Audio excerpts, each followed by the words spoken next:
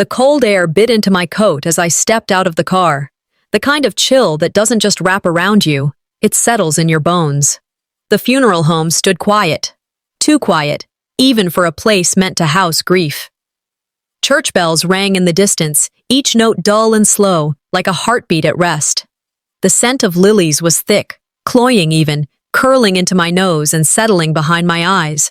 A few townspeople murmured outside, clutching paper programs like they meant something. I stood still for a moment, taking in the picture. This was Mom's goodbye. The small town in Kansas I hadn't seen much of until the last year, the place I returned to when she got sick.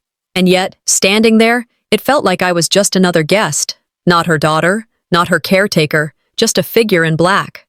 Inside, my brother, Nathan, was already charming the crowd, smiling that politician's smile. The one he inherited from our father, who left us long ago, but managed to teach Nathan how to pretend. People approached him first, offering condolences like he'd done the heavy lifting. I stayed by the wall, watching. Quiet. Invisible. Nathan looked sharp, of course. Tailored suit, freshly trimmed beard. He greeted everyone with confidence, with that kind of energy that says, "I'm in control." Meanwhile, I could still smell the antiseptic from Mom's hospice room clinging to my clothes. He had been in New York, working, traveling, handling things. I was here, every day, watching her fade. "Always knew you had a knack for caretaking," he'd said once, not kindly. That same tone followed him into the funeral reception. He was already making casual remarks about the estate, about taking care of business, and doing what Mom would have wanted. I stood quietly and let it roll past me. I remembered her last words to me, barely a whisper. Take care of what matters most. Quiet is sometimes power. At the time, I thought she was talking about her garden, or her jewelry. But now I think she meant something bigger. Family friends smiled at Nathan with familiarity. Their touches lingered on his shoulder. "He's done so well for himself," one of them said, loud enough for me to hear. No one asked me what came next. They didn't see me as someone with a future to discuss.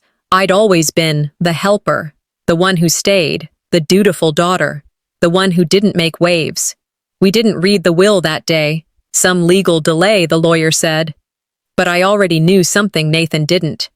In a quiet moment, long before she passed, Mom told me about the second house, a small place on the edge of town, one she'd kept in her name alone, tucked away like a secret, and she gave it to me, quietly, without asking permission from anyone. I could feel the paper in my coat pocket, the deed, signed and notarized. I didn't tell Nathan. I didn't trust what he'd do with it. He'd sell it, refinance it, claim it wasn't hers to give, or worse, make me feel small for wanting to keep it. So I said nothing. Not today.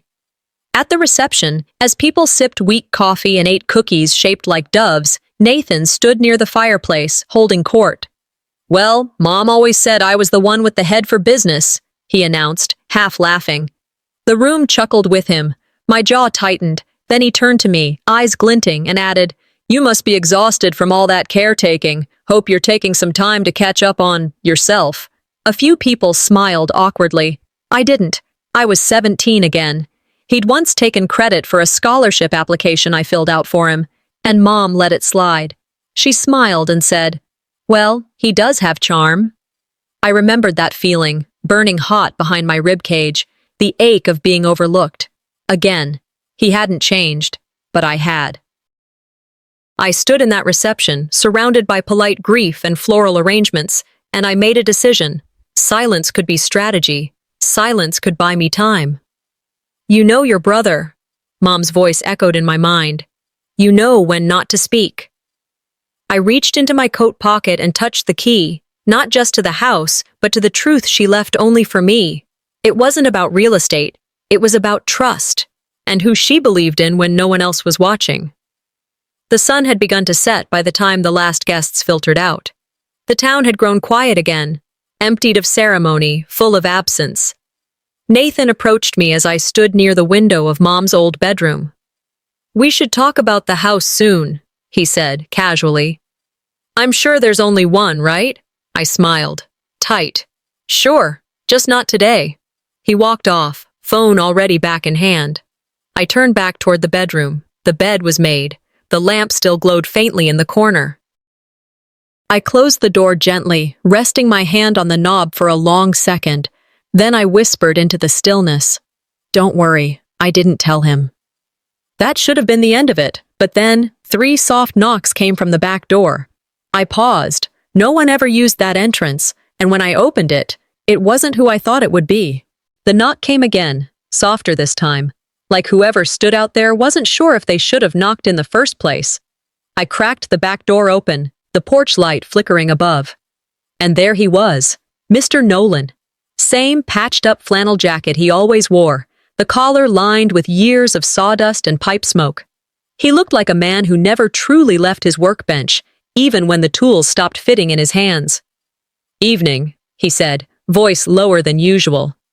Your mama and we talked more than you probably think. Mind if I come in? There was something in the way he said it. Not awkward, not exactly warm either, just deliberate. I stepped aside, gestured him in. Of course. He didn't sit. I offered tea, but he shook his head. His hands were trembling, barely noticeable, but I saw it when he rubbed them together near the sink. He looked around like the room remembered more than we did. Before she passed, he started, she told me things she didn't tell many. Things she wanted you to have, to know. I didn't interrupt. I just listened. She said, I want her to have something that no one can touch, not even Nathan, especially not him. Her words. The breath left me slow, tight through my teeth. I didn't need to ask what he meant. She talked about the house, he added, almost like confessing. The other one said she bought it quietly, years ago, told me she was making things right for the one who stayed. My throat tightened. She trusted you, he said. Knew you wouldn't ask for anything. Knew he'd come looking for more. I crossed my arms over my chest, fingers grazing the inside of my coat, where the paper and key still sat. She made me promise not to say a word until after today. Said there'd be trouble. Said you'd understand when it mattered. I swallowed the knot rising in my throat. Did he ever ask you anything? My brother? Mr. Nolan nodded, slowly. Last fall. He came by, talking about family assets. Wondering if your mom had hidden anything. Real casual, but he was digging. Of course he was. I told him I didn't know a thing, Nolan continued. And I didn't lie. Not back then. I stared at the floor. I remembered Mr. Nolan visiting Mom those last months. I'd assumed it was just neighborly kindness, a check-in. But now, I saw it for what it was. He'd been carrying her final instructions. One afternoon, not long before she passed, she sat by the kitchen window, gazing toward the fence that separated our yard from his. Her voice had barely lifted over the hum of the fridge. Some truths live next door until it's safe. I thought she was being poetic. Now I realize she was being exact. Mr. Nolan reached into his coat pocket and pulled out a yellowed envelope, sealed but worn at the edges. She gave this to me, he said. Told me to pass it along once the dust settled. I opened it with careful fingers. Inside was a small silver key and a folded sheet of lined paper. The ink faded, but steady. Her handwriting, sharp, steady. Don't let what's loud drown what's right, it read. Not dramatic, not sentimental, just straight truth. Something inside me clicked into place. All this time, I'd wondered if keeping quiet was cowardice. Now I saw it differently. My mother knew who she raised. She didn't give me less because I asked for less. She gave me more because I wouldn't sell it for attention. Mr. Nolan nodded once, like he'd said what needed saying. You know where the house is. Take your time. Don't rush. Just know that she meant it. I walked him to the back door, and he disappeared into the dark yard without another word. I didn't even have time to sit back down before headlights flashed across the living room wall. Tires on gravel. Nathan's car. He hadn't even bothered to park straight, angled across the driveway like a man used to being where he didn't belong. Front door slammed open. "There you are," he said, walking in like he paid the mortgage. His coat was unbuttoned, his tie loosened like some weary actor exiting stage. "You disappeared during the reception. People thought you were sick." I didn't answer. I tucked the envelope deeper under my sweater, let my hair fall over my shoulder. "You all right?" he asked, feigning concern with that smug edge. "We should start going through the attic tomorrow. Bet Mom stashed some jewelry up there. You know how she was about old things." "She didn't hide anything from people she trusted," I said, more sharp than I meant. But I didn't pull it back. He paused. Just stood there, like he was reading something new in my face, and he didn't like it. "You got something to say?" he asked. "No," I said, keeping my voice calm. "Not tonight." The stare down hung heavy. Then he scoffed, turned toward the fridge, and pulled out a beer without asking. "Don't get in the way," he muttered, popping the cap. "I've got things to sort." He didn't wait for a reply, just walked upstairs like the house was his to command. I stayed by the kitchen, pulled the envelope out again, and pressed the key between my fingers. The metal was cold and firm. Real. Her words came back to me. Not just a whisper anymore, but a foundation. Some truths live next door, until it's safe. I looked up the staircase where Nathan had disappeared, and it turns out, some lies live under the same roof. I lay awake until dawn, the envelope still pressed against my chest. It wasn't heavy, but its weight kept me awake. When morning light filtered through the curtains, I couldn't stay in bed. I needed air. I needed answers. I slipped out of the guest room, walked down the hallway, tried not to wake anyone. The house felt too full of absence, even in the quiet. I climbed the old wooden stairs to the attic. Floorboards groaned under my feet. Dust motes danced in shafts of sunlight. Boxes stacked high, old smells of cardboard, mildew, forgotten things. I lifted an ancient box marked Tax Stuff, 2005, pulling it toward the window. I expected receipts, files, perhaps Mom's old bills. What I found instead was a sealed letter with her handwriting, old photos, greeting cards faded by time. Something in me skipped. The letter felt alive. I hesitated with the letter between my fingers. Why didn't she give this to me? Why now? The envelope was yellowed but still intact. I unfolded the long sheet, her words clear. "You need to know what really happened that summer." My brother's name leapt off the page. She described an argument in which he pressured her to sell the second house while I was away. She wrote, "I told him no. That house was for you. He said I'd regret it. Maybe I do now." My heart shook. She kept this hidden. All this time, I'd wondered if I misread his intentions. I sat cross-legged on that dusty floor, the letter trembling in my lap. My hands shook. My mind cleared, though. I realized her silence wasn't weakness. She chose to protect. She didn't want to burden me. She didn't want fights. That gave me clarity. I saw things differently. His demands, his smug claims, they were always against what she believed. Guilt I felt for doubting her, for staying quiet, shifted away. It wasn't mine to hold, it was his to answer. I snapped a photo of the letter with my phone. I backed it up. I folded it carefully, placed it back in the box. I stood, heart still hammering. Then I heard footsteps, soft, deliberate, ascending the attic stairs. I froze. I tucked the box behind an old wooden crate. When the footsteps came into the room, he stood there. Nathan. He looked surprised to see me. "Thought I'd find you snooping up here," he said, voice low. His eyes flicked to the crate. I didn't let him see the flutter in my chest. I met his gaze calmly. "Just organizing some of Mom's paperwork before you sort it all," I said. He smirked, not sure if mocking or because he thought he held all the cards. I didn't respond. I watched him pivot, heading down the stairs. I followed after, keeping pace silent. In the kitchen, I poured coffee, the sound sharp. He sat before me at the old oak table, leaning back, holding his mug. He asked, "Never crossed your mind to ask Mom for her copy of the will? Wonder who she trusted more."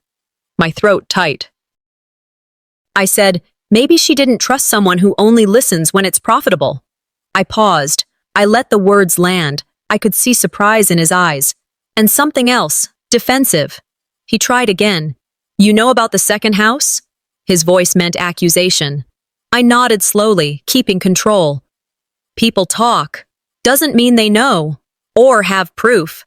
I let that hang between us. He leaned forward. Maybe you do. Maybe you think you're owed more than what was visible. His tone was sharp. My heart pulsed. But I stayed steady. I would not back down. Later, I walked to my room. The wooden door creaked closed behind me. I locked it for the first time in years. The key felt solid in my hand. The letter back there, the photo, everything stored carefully inside my coat. I laid on the bed, ceiling plain and familiar. The silence wasn't uncomfortable anymore. It was mine. Some lies live under the same roof. I told myself I would skip dinner. I should have. But by 6, there was a group text. Dinner at 6. Final talk, Mom's estate. I set my fork down earlier and stared at the screen. Nathan was trying to script the ending. I slipped into the living room where Mom once taught me to play chess, how to anticipate moves, protect your king. Tonight, Nathan would try to move the pieces. The table carried casserole dishes, green beans, potato salad, comfort food, and forced smiles. His wife, Doreen, floated between guests, whispering in corners. Cousins who hadn't called in years suddenly acted like family. It was Sunday night theatrics, all polite condolences. I took my seat where Mom usually sat. Nathan raised his glass, tapping gently. Before we divide anything, he said, there's something we should all consider about Mom's last year. His voice soft, loaded.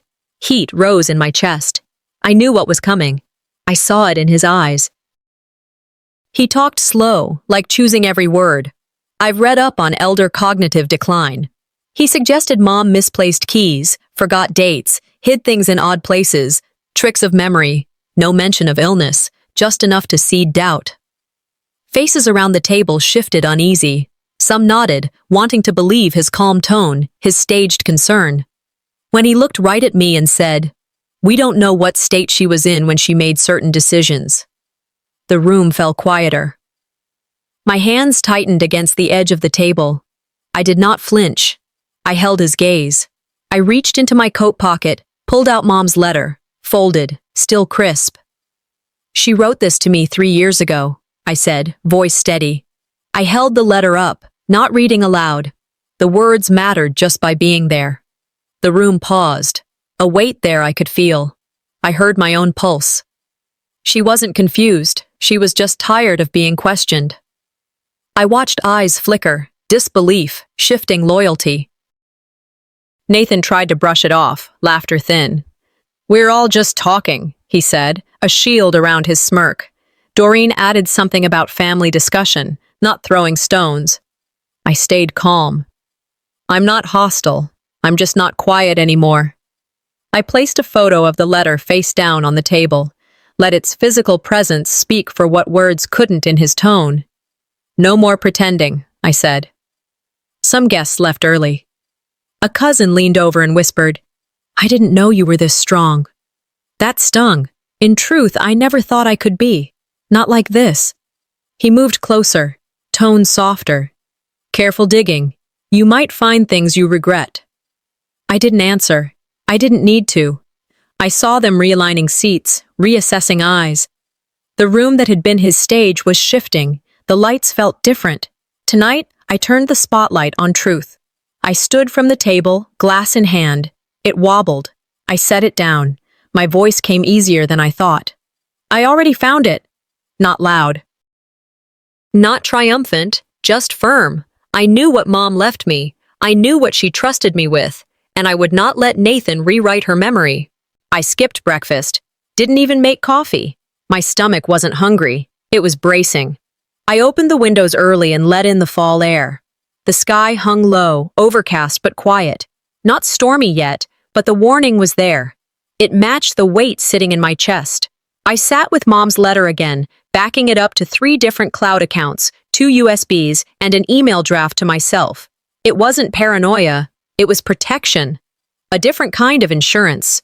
The kind you need when the people closest to you start showing their teeth.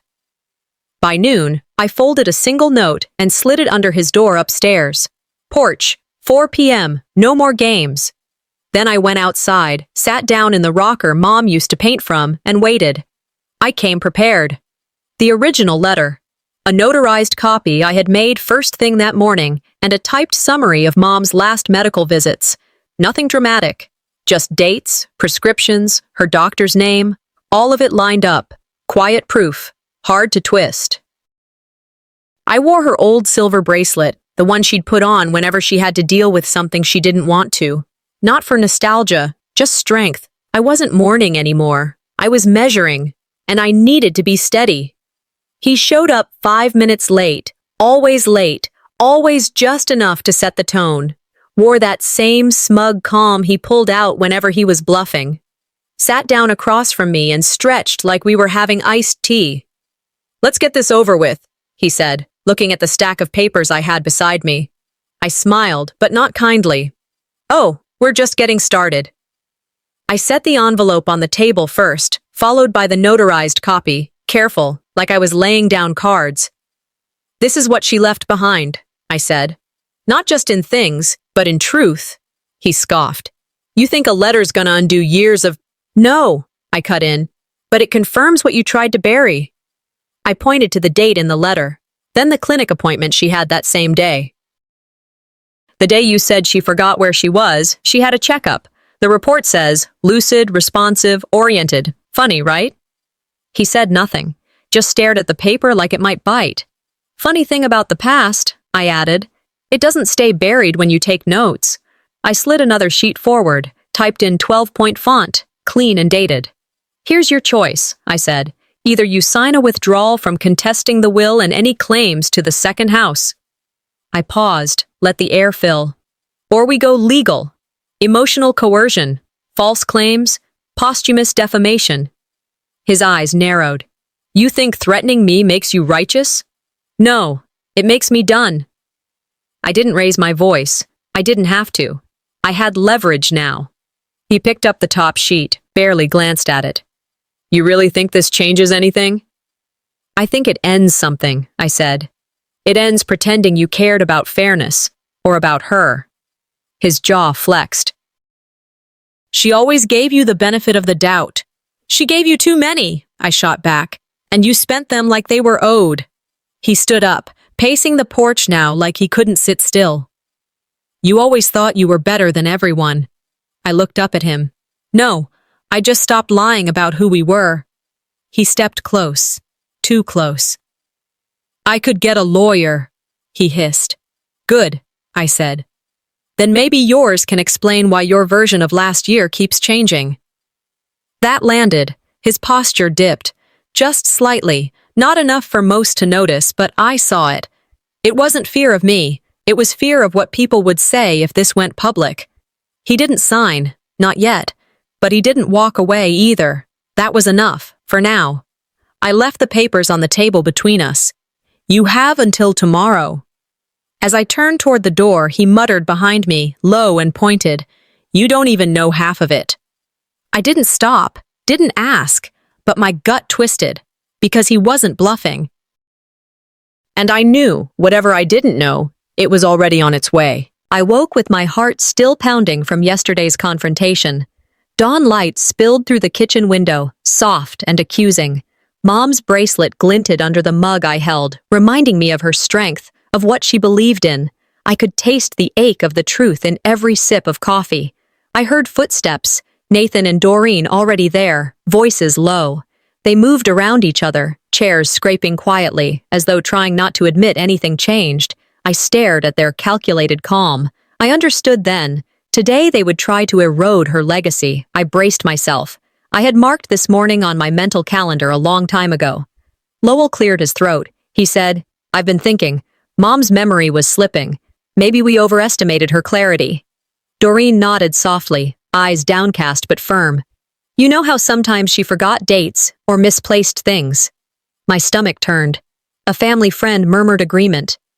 Gasps in silence, shoulder glances. I couldn't hide the burn in my chest.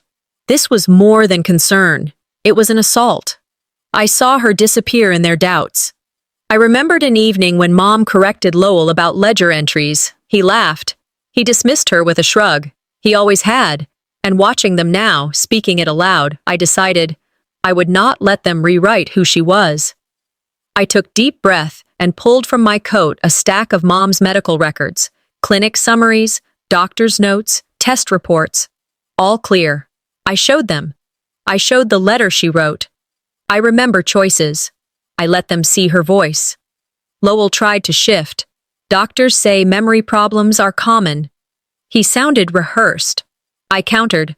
But these documents say she was lucid enough to sign legal papers, to give instructions clearly, even on small details. Doreen's face fluttered. Some friends leaned closer. Lowell's jaw set hard. The momentum shifted. This wasn't a rumor.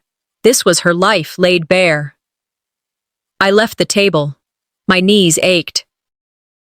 I stumbled into Mom's old study, the smell of ink and leather books, faint light through dusty blinds. I sat at her desk, the one she used to write letters. Fear coursed through me. What if all this is wrong? What if Mom was forgetting and I misunderstood? The doubts pressed in. Compliments from neighbors, remarks about how kind she always was, how she smiled despite fatigue. They felt hollow now. The envelope, the key, the letters, they were proof. But did proof erase guilt? I paced, hands trembling, and then my hand knocked a framed painting she made in 8th grade. The words she painted, "Strong girls know when to stand." I caught it, clutching wood and paint. Her voice in that moment rose louder than theirs. I found Avis, Mom's attorney, on the phone and asked her to pull everything. Letters, medical reports, anything notarized. I told her to prepare them for submission. I started keeping audio notes. I drafted a public statement. My mother's mind was her own. Her decisions were hers alone. I practiced saying it without anger, with integrity. I rehearsed the tone, steady, certain, because visibility would be my weapon. I locked the study door behind me. Lowell's truck rumbled outside. I heard it. He didn't leave. He lingered, phone in hand. I walked to the window. He stopped under the porch light. He looked up. "You think you've got everything, don't you?" he called out. I didn't respond. I held Mom's painted frame tighter than before. The air was full of cold truth. Not the confrontation I expected, but the one I needed. I linger in the hallway outside Mom's studio, breathing in the scent of ink and old paint. There's a quiet tremor in the air, light through the door cracks, dust motes dancing, Mom's desk as I last saw it, the envelope, the legal papers, the letter. They all led me here. I pushed the door open gently, bracing, half expecting chaos. But the room is undisturbed. Her brushes, her palette, the smell of turpentine still faint. On the desk lies a small leather notebook, worn at edges, bookmarked with faded ribbon. It's Mom's, her name embossed on the cover. I reach for it, hands steady. I open it, pages thick with her thoughts. Entries labeled Birthday Fund, Fayetteville Gift, Second House Repairs I paid so Clara wouldn't have to ask. I read line after line. He said I was forgetting. I worked so she wouldn't see me as weak. Another. Key under flower pot. Don't tell yet. I feel shame, because she hid things, gratitude, because she protected me silently. It wasn't nothing. It was everything she could do. I'm awash in the weight of what she carried alone. I trace words I never knew she wrote. Nights she counted bills, nights she sewn ribbons onto a card I never saw. I remember doubting, whether I misunderstood, whether I was imagining favoritism. Tears leak, not raw sorrow, but clarity. Betrayal, for what she hid. Love, for what she gave. She shaped me with hidden acts so I didn't have to fight for recognition. I whispered to myself, I wasn't asking for recognition. I needed trust. I tuck photos of select notebook pages into my coat, scan a few entries with my phone, back them up. I think this out. I will invite Avis over, show her the entries, let her see. I sit with Colby, my cousin, quietly, showing him the plot about the birthday fund he never heard of. His eyes widen. He seems guilty. Surprised. He asks, "Are you going to show everyone?" I nod. Yes. but on my terms, not under Nathan's shadow. I call for a small gathering that evening. Siblings, cousins, Velda who always checked in, neighbor, Mr. Nolan. I lay the notebook on Mom's old studio table, lights catching its leather sheen. These are not receipts. These are proof Mom kept faith in me, even when no one else did. I read aloud a passage about second house repairs. Sleepless nights, she worried about bills. Nathan shifts. Doreen gasps. Colby covers his face. I hold the room's gaze. If you wanted me quiet, you had your chance. But truth doesn't need loudness. It needs courage. They go silent. I feel Mom's presence in that silence. Lowell tries to interject, voice strained. But I press on. I close the notebook. It's lighter than I thought. Not free, but claimed. Not broken, but rebuilt. Enough of hiding. Enough of whispered doubts and unfinished sentences. I arrived early to the community center. Too early. The lights overhead were bright and clinical, no attempt to soften the mood. A long table stretched across the room, covered in crisp white tablecloths and carefully folded napkins. Each place had a name, except mine. My spot was set. Plate, glass, fork, spoon. But the card was blank. I stared at it longer than I should have. The weight of Mom's notebook tugged at my shoulder through the canvas tote. I didn't sit. Not yet. I watched Lowell across the room, laughing with the McIntyres like we hadn't been tearing each other apart in silence for weeks. I saw Doreen helping herself to wine, waving like nothing ever happened. Then the hostess clapped her hands and called everyone to the table. I walked slowly. Someone, I think it was Aunt Diane, murmured beside me, "They must have forgotten yours." I gave a polite smile, like I believed it. But I didn't. That blank space wasn't a mistake. It was a message. Lowell pulled the chair beside him and said, "Just sit, okay?" I stayed standing. Then Ephraim Slade, one of Dad's old fishing buddies, raised his glass to toast. "You know," he chuckled, "I always thought Mary had just the one kid. You." He pointed at Lowell. "You talked like she only had you." There was a pause. No one laughed. It wasn't what he said, it was what it exposed. Everyone looked at me. Not a glare, not pity, but confusion, like they weren't sure what I was doing at this table to begin with. I reached into my bag and pulled out Mom's notebook. I walked around the table and placed it at the center, between the salad bowls and salt shakers. "If there's anything assumed here," I said, "it's time those assumptions met something real." I opened it. I planted the nameplate. I read. I painted the house. I saved for you so one day you'd have no doubt. I didn't shout. I didn't need to. The quiet did more damage. Doreen stiffened, reaching for her water. Lowell's face tensed. Colby looked down. "This is not a plea," I said. "It's clarity. She didn't write in silence to cover my absence. She wrote because she knew this day would come." I held up a letter, her handwriting steady even in the last weeks. "She chose me. For truth." Someone near the end of the table whispered, "He lied to all of us." Lowell let out a breath that was half a laugh. "Now you expect us to just believe that?" His voice was sharp. "You don't have to believe me," I said, "but you'll hear her." I turned to the crowd. "You all knew her. You watched her. But you didn't see her." Some nodded. Some turned away. Doreen leaned toward Lowell and whispered something. I caught only, "Maybe this went too far." For a second, I thought I saw something crack in him, but it was gone just as quick. Anger took its place. I stood tall, shoulders back.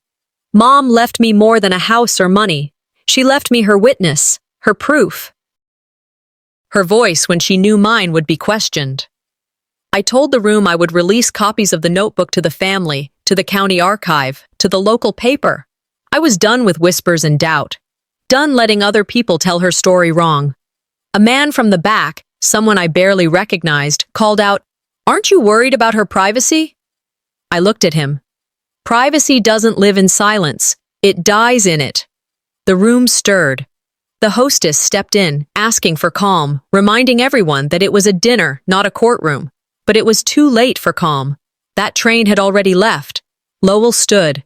He walked toward me, slow and measured. In his hand, a sealed envelope.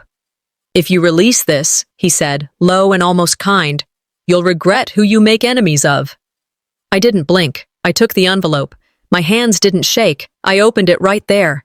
Inside were deed records, bank statements, transactions I'd never seen before, things that connected dots Mom had only hinted at, dates, transfers, quiet payouts. I looked at him, and in that second, I knew. They thought they controlled the story, but that's because they never thought I'd tell it. The porch boards creaked beneath my chair as I shifted to watch the last of the sun drop behind the trees. The second house was quiet.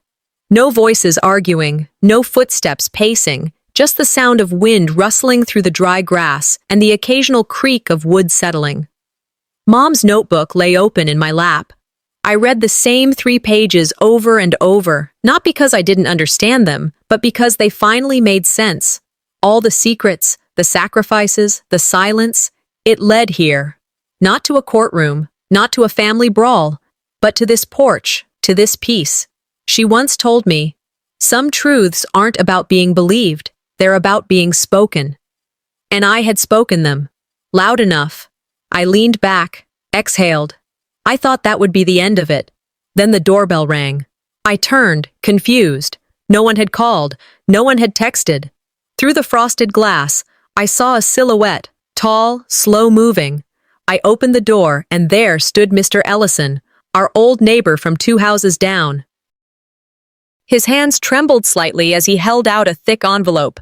"I think this belongs to you," he said. "Your mother asked me to hold on to it until you looked like you needed it." I invited him in, but he declined, nodding instead to the porch. She liked the porch best, didn't she? I sat on the steps as he walked back toward the street. Inside the envelope was a photograph, me and Mom, arms wrapped around each other in front of this house. I had to be about 10. Her smile was full, nothing hidden. On the back, in her handwriting, "The house of second chances, for my girl, when she's ready." I pressed the photo to my chest, eyes stinging. This wasn't just proof. It was love. It was intention. Later that week, I took that photo, the notebook, and her letters and handed them over to the local archive. I wrote a short op-ed for the paper. Plain words, but true.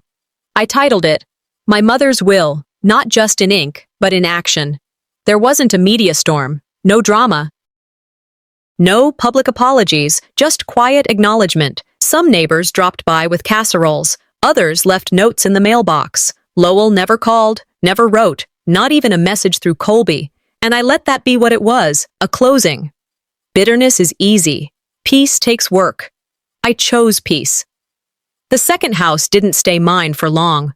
I turned it into a retreat center for women. Women like me, like Mom, like so many who kept their voices tucked away in notebooks. The first workshop was small, 6 women. We sat on the porch. We made coffee in Mom's old percolator. We told stories, some painful, some beautiful. I stood by the fireplace, the one she built herself brick by brick, and read aloud from her notebook. "You're more than you were told." Every woman in that room cried. I didn't cry, not because I wasn't moved, but because, for the first time, I felt solid, like roots had finally taken hold beneath my feet. I didn't just see Mom as Mom anymore. I saw her as a woman who fought back in the only way she knew how, not through rage or revenge, but through preparation, protection, and a quiet kind of rebellion. The house glowed that night, not just from the lamps or the candles, but from what it held, stories, warmth, truth finally spoken aloud. Weeks passed. The rhythm of the house grew steadier. Women came and went, left notes in the kitchen, wrote poems in the guest books. Then one morning, I took a drive to the cemetery. I brought the notebook, the photo, a handful of fresh lilacs from the backyard. I knelt beside her headstone and placed them gently at its base. "You gave me more than property," I said aloud. "You gave me permission." The wind moved through the trees, soft and slow. Maybe just wind, maybe something more. I didn't rush back to the car. I sat there a while. Let the silence wrap around me, not as a threat, but as a comfort. I didn't walk away from her. I walked with her. Back home, the porch felt different again. I settled into the chair, book in hand, sun warming my legs. Peace isn't always loud. It doesn't always come with applause. Sometimes it just arrives. Just before dinner, the mail came. Usual bills, a catalog, then a plain white envelope, no return address. I opened it. Inside, a copy of a will. Not Mom's, someone else's. And my name was on it,